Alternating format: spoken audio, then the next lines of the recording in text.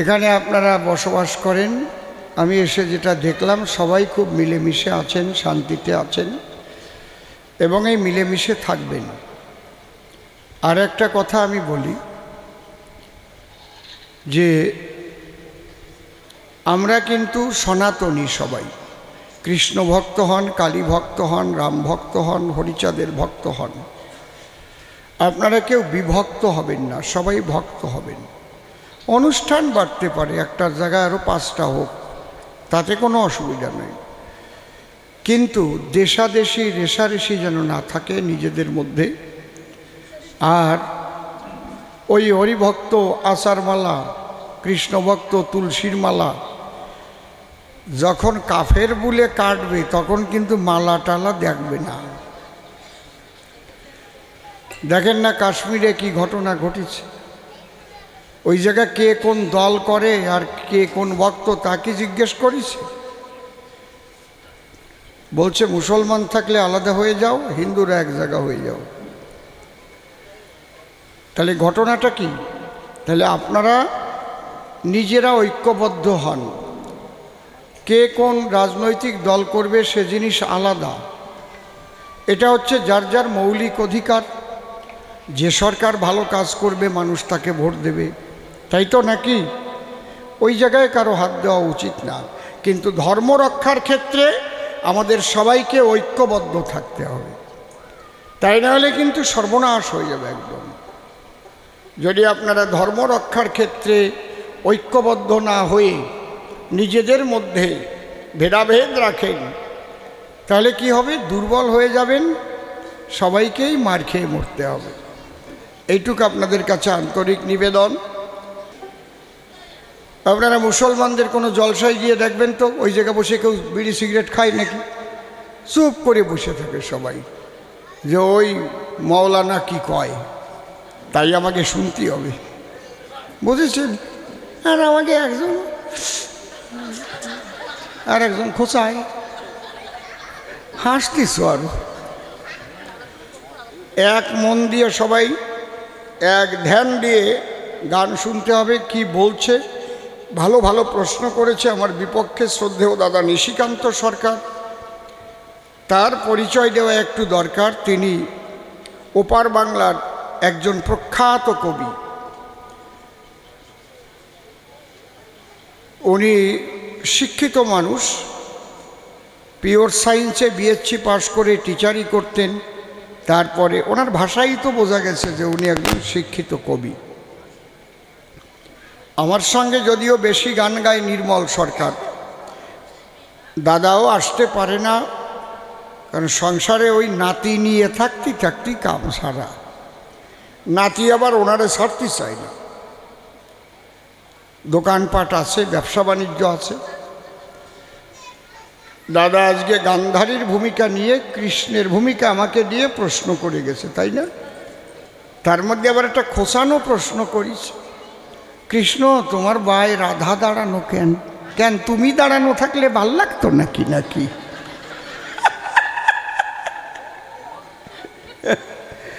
একজন কইছিল জীবনে নাম করতে পারলাম না, এত ভালো কাজ করলাম, কেউ আমার নামটা ফাটাতে পারলো না। যেদিন মাওইরি নিয়ে বেরোয় গেলাম সেই দিন নাম ফাটিয়ে গেল সারা জায়গা দিয়ে। সেইরকম ব্যাপার হয়েছে না?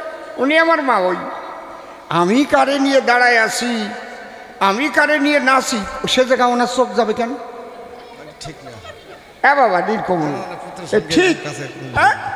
গুরুজনের সামনে কেউ তো এটা বিড়ি পর্যন্ত খাই না, ঠিক কি না? তাহলে আমি কি করতেছি? তোমার সম্মান তুমি রাখবো না? উনি কয় তোমার পাশে রাধা দাঁড়ানো কেন? মনে হয় যে উনি দাঁড়ালেই ভালো হতো। রে বুড়ি, ওরে আমার বুড়ি রে।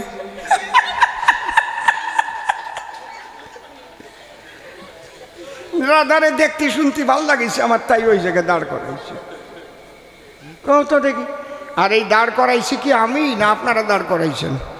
সত্যি কথা কবেন, সত্যি কথা কবেন। কৃষ্ণ কি ডাকিয়ে বাম ভাগে রাধারে দাঁড় করাই কইছে নাকি? একটা ছবি তোলো, দেখাতে পারবেন? হ্যাঁ কি ওই সভাপতির মেয়ে গেল কোন জায়গায়? ও ঘরের মধ্যে ওর বাবার সাথে যে কয়েকটা ছবি তুলবো, তে রাধারানীর কি আমি নিয়ে ছবি তুলে ফেসবুকে ছাড়িছি নাকি, না কোন জায়গায় ছাড়ছি, পাইছেন নাকি নাকি? তাই রাধাকৃষ্ণ এক জায়গায় এই যে পূজা আরম্ভ করেছেন, কি আমি বলছি না আপনারা করতেছেন? সত্যি কথা কবেন, বুকে হাত দিয়ে কবেন। কারা করছে বলেন? ভক্তরা করিছে? এইবার আমরাই করিছি। এবার তোমরা কও গে ওনারা যে কেন করিস, আমি কব কেন? কোথায় গেলেন দাদা? এর নাম কবি গান। আরে এইরকম সরকার না হলে কবি গান হয়নি। শ্যামল উনি যেমন কুষ্টে কথা কবে, আমারও তো এরকম কুষ্টে কথা করতেই হবে, তাই না নাকি? আসিয়ে যাবে, আর একজন আসে একটু দাপায় যাবে, কাশিয়ে যাবে, ওতে কাজ হয়। হ্যাঁ, জয় হরি বল। কথা কই না কেউ। এমনি আমার ভাই ওই রাধা দাঁড়ায় রয়েছে বলে উনি রাগ করিছে। দেখবেন এই গানের পরে সব মায়েরা আসবে না, ঘিরে আমাকে নিয়ে একটু ছবি তোলো। সে দোষ কি আমার নাকি? হ্যাঁ, এখন যদি কেউ ফেসবুকে অসীম সরকার কেন এত মেয়েদের নিয়ে ছবি তুলিছে, তোমরা তুলতে আসো কেন? হ্যাঁ, ও মনিটর গার্ড দিয়ে না, একটা ছবি তুলে চলে যাও। ইনি তো আমাকে সভাপতি। আরে বাবা, দাও ছবি নাও, তাড়াতাড়ি নাও, গান আরম্ভ করবো। এই যে ছবি তুলতে কে ডাইছে? আমি তুলে দিছি না উনি তুলতেছে? উনি ওনার মাইয়েরা যদি আমার বায়ে দাঁড় করাইয়ে যদি ছবি তুলে ছাড়িয়ে দেয়, তা আমি কি করব? কও, উনি যদি ভাবে যে আমার এই কচি মাইয়ে এই বুড়ো জামাইরি দিয়ে দিলাম, তা আমি করব কি? আমার দোষ? কি জ্বালায় পড়েছি। সেই কয় তোমার বাউদারে রাধা দাঁড়ানো কেন? গেল কোন জায়গায় উনি? ওনার একটা লাল চা দেন, চিনি ছাড়া। হরি বল। না, আপনারা ভালো রসিক আছেন। আর এক পেঁচার গল্প কইছে। ওরে কপাল, ভালো গল্প কইছে, পেঁচার গল্প। তুমি তো পেঁচার গল্প কইছো, আমার কাছে পেশির গল্প আছে, সেইটার দেবা নেইবার। হরিবল। ধরো মাইকটা খুব ভালো মাইক, একদম চমৎকার মাইক। আমি বাইরের থেকে খুব আনন্দ পাইছি। প্রথম এসেই বলেছি বনারে, জিজ্ঞাসা করো।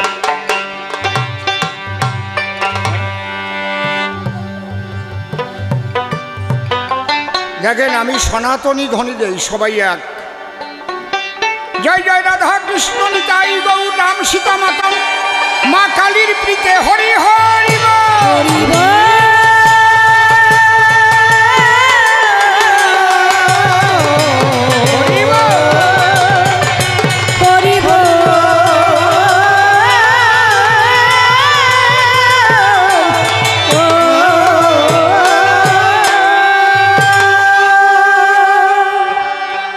বলেছে কৃষ্ণ, তুমি বললে আমার কাছে কেউ আপনও নাই পরও নাই, সবাই সমান।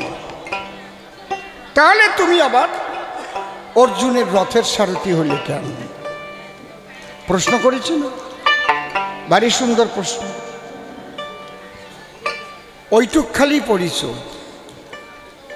তারপরে যে আমার বলা আছে, যদা যদা হি ধর্মস্য গ্লানির্ভবতি ভারত অভ্যুত্থানম ধর্মস্য তদাত্মানাম শ্রীরামহম পরিত্রাণায় সাধুনাং বিনাশায় চ দুষ্কৃতাং ধর্ম সংস্থাপনার্থায় সম্ভব আমি যুগে যুগে। আমার এইটুক বড় নাই? হাকিমের কাছে সবাই সমান, তাই নয় দুই পক্ষের উকিলের কথা শুনবে কেন?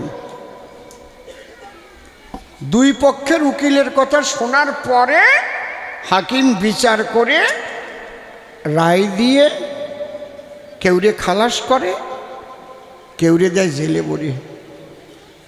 যারে জেলে ভরে সে কি হাকিমের শত্রু?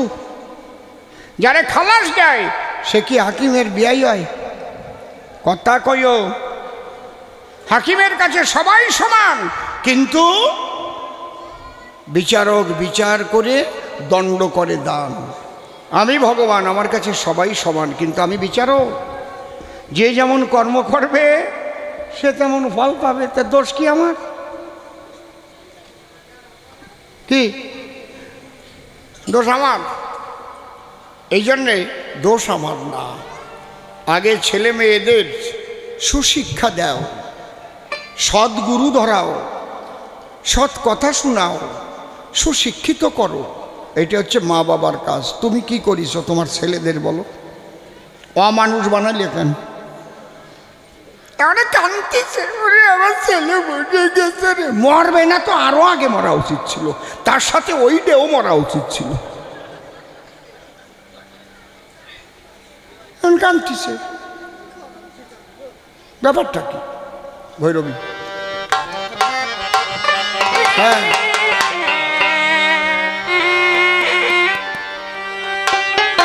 ও যার যার নিজের দোষে সেই দোষী।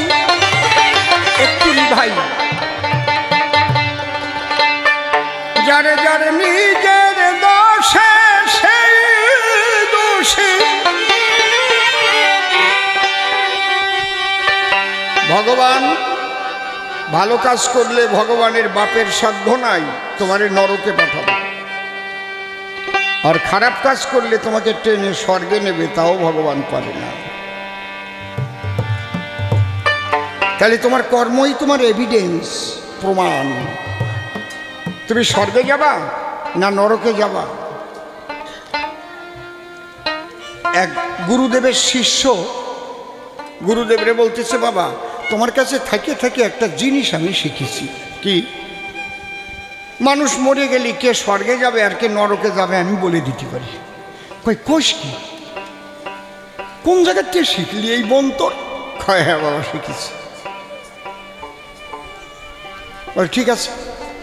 ওই গ্রামে একটা লোক মারা গেছে। গুরুদেব বলে শিষ্যের কাছে, বলতো স্বর্গে যাবে না নরকে যাবে? বলে একটু সময় দাও। ও যাইয়ে পাড়া ভরে গ্রাম ভরে ঘুরে এসে গুরুদেবরে বলল, বাবা কি এ স্বর্গে যাবে? কি করে বললি? বলে পরে বলবো, আরো দুই একটা মরিয়ে নি। মাস তিনেক পরে আর একজন গেছে মরিয়ে। গুরুদেব কয় এ যাবে কোন জায়গায়, স্বর্গে না নরকপুরে? কয় একটু সময় দাও। সারা গ্রাম ঘুরে ঘুরে ঘুরে এসে বলছে, বাবা এ কেউ ঠেকাতে পারবে না, এই নরকে যাবে। কয় তুই বুঝিস কি করিয়া? তাই শোনবা, আগের জন যে স্বর্গে যাবে এটা বললাম আমি কিভাবে। আমি গ্রাম ভরে পাড়া ভরে ঘুরিয়ে দেখলাম মানুষ ওর জন্য কাঁদতেছে। হায় রে, আমাদের একটা সোনার মানুষ ছিল, চলে গেছে। বিপদে আপদে কেউ পড়লে ওই মানুষের কাছে গেলে সেই বিপদ মুক্ত হতাম। ওই লোকটা জীবিত থাকাকালীন কেউ গ্রামের না খেয়ে থাকে নাই। সব বাড়ি বাড়ি গিয়ে খবর নিত, এই 7 দিন বৃষ্টি হয়েছে, তোকে ঘরে চাইল আছে? যারা কাজকর্ম করতে পারিস নাই, বাচ্চারা যে কাঁদতেছে, চাল পাঠাই দিত। যেখানে হরিনাম হতো সেখানে শেষের দিকে গিয়ে জিজ্ঞেস করতো, বাবা তোকে কালেকশন হয়েছে কেমন? বাজেট ছিল কত? কয় আমাকে তো 2.5 লাখ টাকা বাজেট ছিল, 2,10,000 টাকা কালেকশন হয়েছে, 40,000 টাকা ঘাটতি। চিন্তা করিস, উনি 40,000 টাকা গুনে দিয়ে চলে যেত। এই মানুষের আমরা পাবো না। সবাই কাঁদতেছে, সে যা কর্ম করেছে তার জন্য স্বর্গে ভগবান একদম নিশ্চিত করে রেখেছে ও স্বর্গে যাবে। বাহ, ওই যে যেটা নরকে যাবে বললি ওটা? ওরে কপাল, গ্রাম ভরে শুনলাম ও রেশনের চাইলো মারিয়ে খাইছে। ওরে কপাল,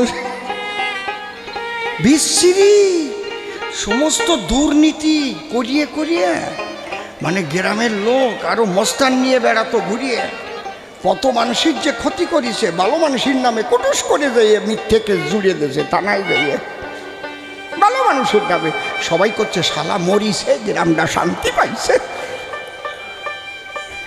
কায়দা আছে, বুঝে না ওইবার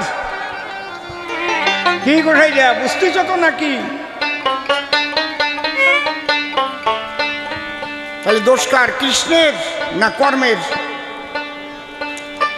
বলেন, আপনারা বলেন। কর্মের দোষ। যার যার নিজের দোষে, নিজের দোষে সেই দোষী। আমি দোষী নহি ভগবান, ভগবান অসাবধানে রাখলি রে তোর ঘরে পোলাপান। অসাবধানে রাখলি রে তোর ঘরে পোলাপান। অসাবধানে রাখলি রে তোর ঘরে পোলাপান।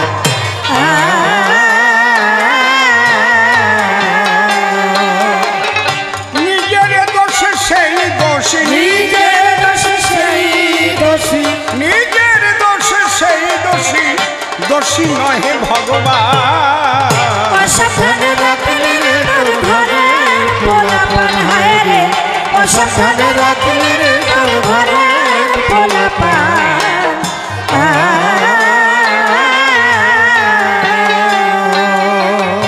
যারা বক্সের কাছে বসছেন তাকে কিন্তু কানের খোল কাড়িয়ে নিয়ে রাখবেন, এক কানে আঙুল দিয়ে রাখেন। লক্ষ্য রাখবেন কোনোটা যেন খুব বেশি না হয়, এটা লক্ষ্য রাখতে হবে। আপনি ইয়ারফোনটা দিয়ে ওটাকে কন্ট্রোল করবেন। এই যে ছেলে পোলাপান মানে ছেলে মেয়ে, তাই তো? গুড়ো গাড়া লেখাপড়া শিখলে খালি হয় না, সন্তানদের ফ্যামিলি এডুকেশন আছে, মানে পারিবারিক শিক্ষা।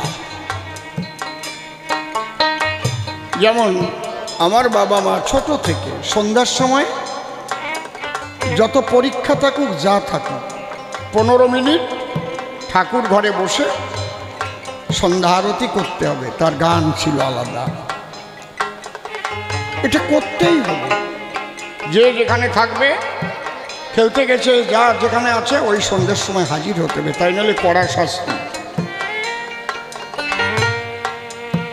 কোনো মানুষ যদি এসে খেতে চায় তাকে ফিরানো যাবে না, নিজে না খেয়েও খাবার দিতে হবে। কারণ মানুষ কখন খেতে চায়? খিদে লাগে যখন, যখন পেট ভরে যায়, যে খেতে চেয়েছিল সেই কয় আর দেবেন না, আর পারবো না, একমাত্র খাবারই আছে যেটা মানা করে। টাকা আপনি যত দেবেন মানা করবে না, জমবেন নেওয়া নেবে, আরো মানুষের তা মারিয়ে খাবে। হাজার হাজার কোটি টাকার মালিক আছে, তবুও মানুষের তা মারতেছে। আছে না এরকম মানুষ? বুঝতে পারছেন কি বলছি? কিন্তু খাবার যদি কেউ মা বাবা মৃত্যু হয়, সে যদি এসে ধরা বেঁধে গলায় কিছু ভিক্ষা চায়, তাকে ফিরানো যাবে না। এ ভাগবতেও পাবেন না, গীতায়ও পাবেন না, কোনো জায়গায় পাবেন না। এগুলো হচ্ছে পারিবারিক শিক্ষা। বোঝা যাচ্ছে তো নাকি? যে মাস্টার মশাইয়ের কাছে লেখাপড়া শিখবে, সেই মাস্টার মশাইকে বাবার মতো শ্রদ্ধা করবে। গুরুজনের সামনে কখনো চেয়ারে বসবে না, সম্মান করবে। সাধুগুরু বৈষ্ণব দেখলে শ্রদ্ধা করবে। শ্রদ্ধাবানং লভতে জ্ঞান। এমনি এমনি হয়নি। আর এখন আর গুড্ডি মেয়ে ফুটে উঠলেই একটা মোবাইল ধরায় দেয়। ওই মোবাইলের মধ্যে টিপতে টিপতে কি না পায়। তোমরা কি ভাবছো? ওরা টিপতে টিপতে সবটা পায় ওর মধ্যে। যে জন্য ছেলে মেয়েকে বিয়ে দেওয়ার পরে একটা আলাদা ঘর বানাইয়ে দেয়, ও সব ওর মধ্যে আছে, খোলামেলা দেখতে পারে।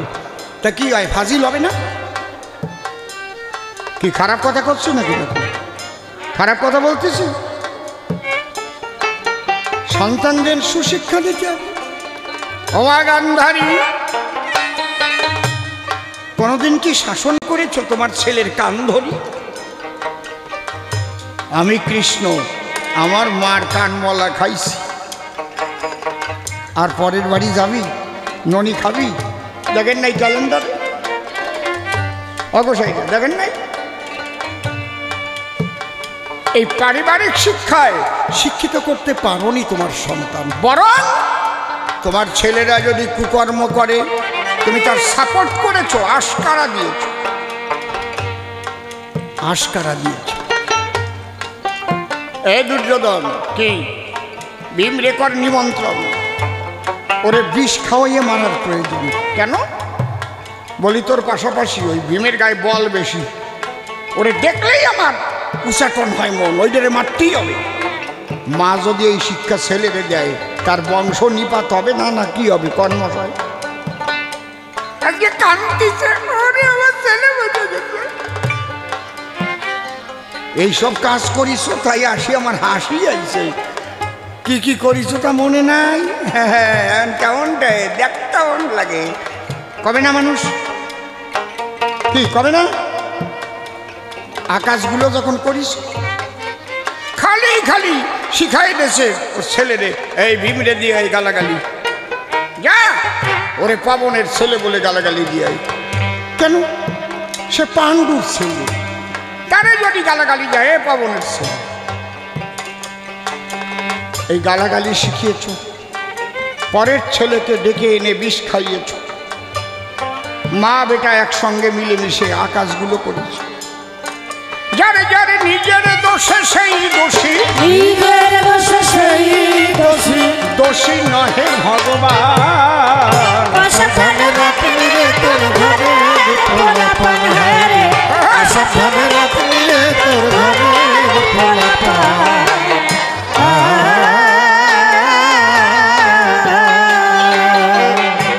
এই বাইরের পোলাপান তো ঠিক করোই নাই, নিজের ঘরের পোলাপানও ঠিক করো নাই। 6টি ছেলে আছে রে তোর বড়ই বেয়াক্কেল, যাতে হয় ঘরের সর্বনাশ তাতেই বেশি মেল, তাতেই বেশি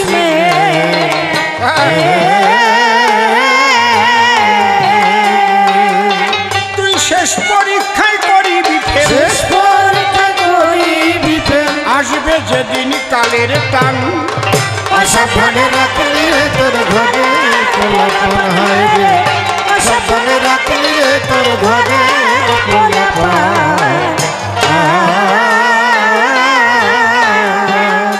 এই 6টি ছেলে হচ্ছে কাম, ক্রোধ, লোভ, মোহ, মদ, মাৎসর্য। এদেরও কন্ট্রোল করতে হয়। এদের কন্ট্রোল করার সাধনা গুরুর কাছে পাওয়া যায়। কাম, ক্রোধ, লোভ, মোহ, মদ, মাৎসর্য ধরিয়া ধৈর্য সাধনার দ্বারায় এদেরকে অন্তর্মুখী করতে পারলে এরা আবার ভজনের সহায়ক হয়।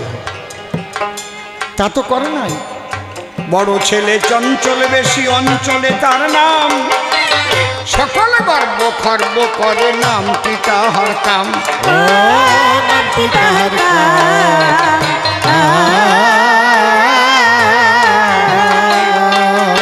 সে সর্বনাশা তাই জানিলাম, সর্বনাশা তাই জানিলাম, গড়ল বসে মৃত্যুবান। অসাবধানে রাখলি রে তোর ঘরে পোলাপান, হায় রে অসাবধানে রাখলি রে তোর ঘরে পোলাপান।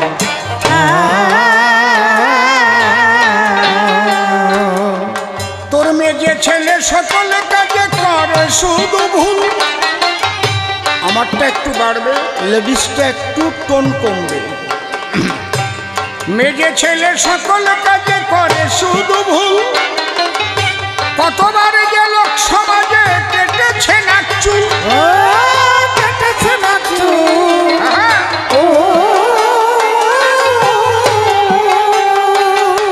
তোর এই ছেলেটি হলে নির্মূল, এই ছেলেটি হলে নির্মূল, এই ছেলেটি হলে নির্মূল, থাকতো না মান অপমান। অসাবধানে রাখলি রে তোর ঘরে পোলাপান, হায় রে অসাবধানে রাখলি রে তোর ঘরে পোলাপান।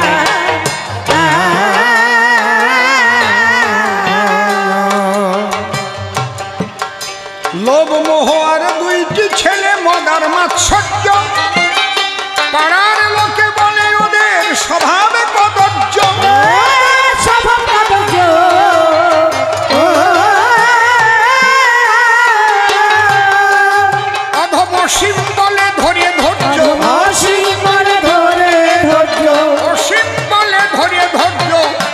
সাধন করো সমাধান। সাবধানে রাখলি রে জয় তোর জয় ঘরে রাধা কৃষ্ণ প্রেমানন্দ হরি হরি বল। সাবধানে রাখলি রে তোর ঘরের খোলা পান।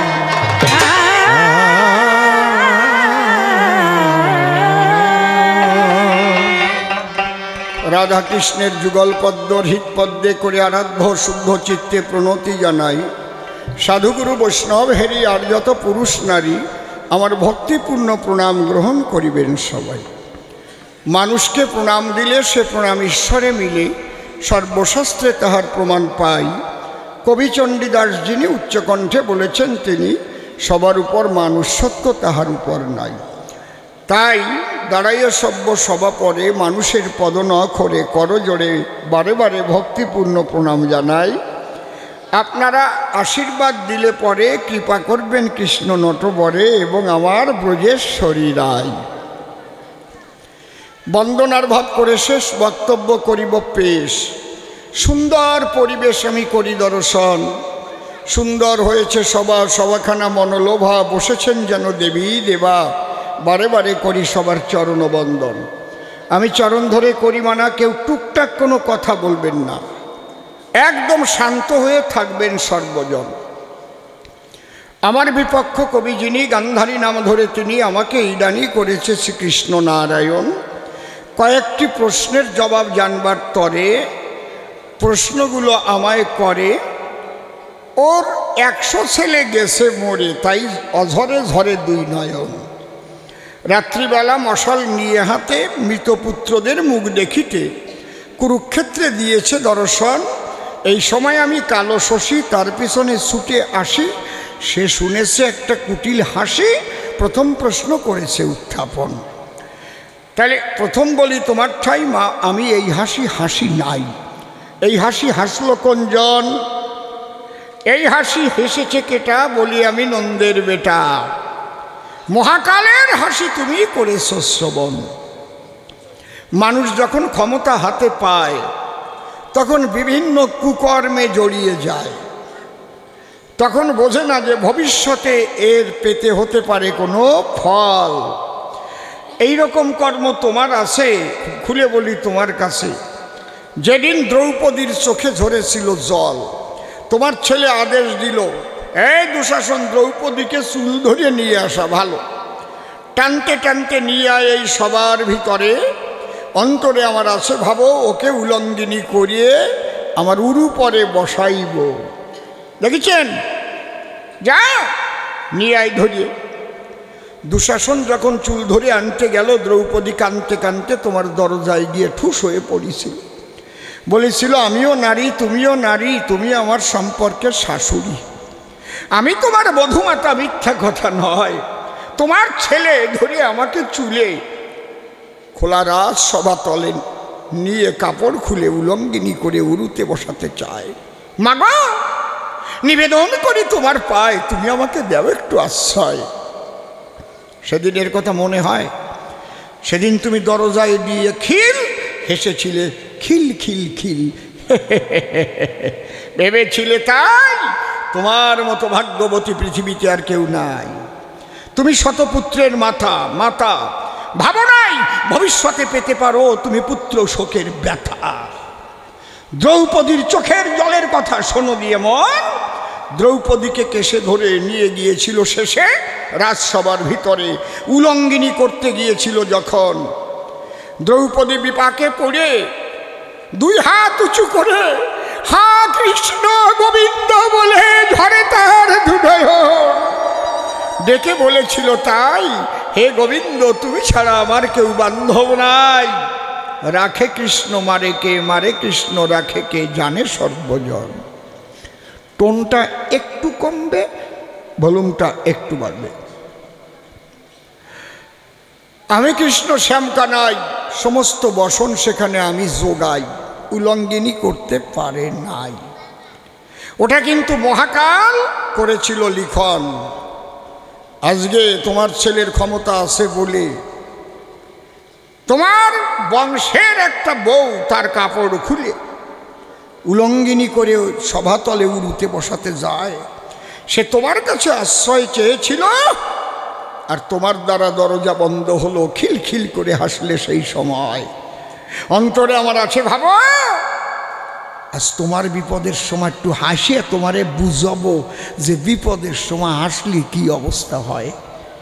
আমি আইছিলাম তোমার কাছে দুটি ভালো কথা কোয়ার জন্য, আগেই আমারে দোষী সাব্যস্ত করেছে। তুমি হাসলে কেন? আমি হাসলাম না হাসলাম সেটা বুঝবা না। এমন টাইমে আমি হাজির হয়েছি, ওই টাইমেই মহাকাল হাসিছে।